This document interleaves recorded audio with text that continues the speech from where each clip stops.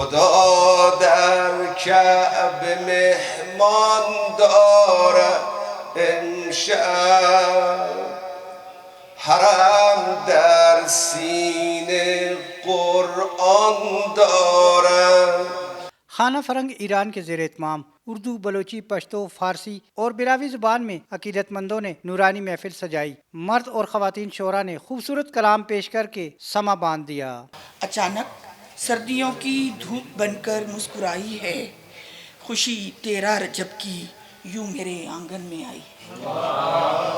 अली वो जिनके चेहरे पर नज़र करना इबादत, अली वो जिनके चेहरे पर नज़र करना इबादत, नबी जिसके लिए ताज़ीम को उठें वो ज़हरा।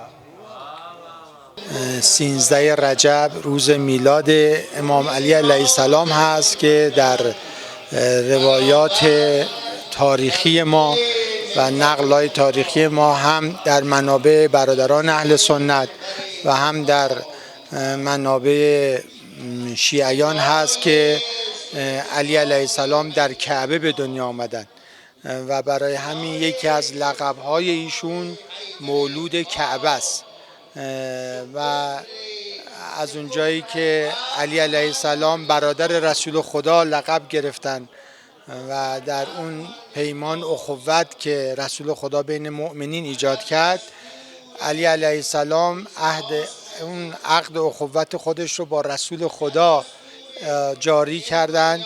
فارسی، اردو، پشتو، براوی، بالاخره زبان‌های متفاوت بود اما معنی یکی بود. मुकामी शोरा की खूबसूरत गुलदस्ते ने महफिल मुनाकबत में अल्फाज और आवाज़ को इस अंदाज में परोया कि सुनने वाले को ऐसे लगा जैसे वक्त ठहर गया हो। कैमरामैन बाबर खान के साथ मोहम्मद खालिद, आज न्यूज़, कोयटा।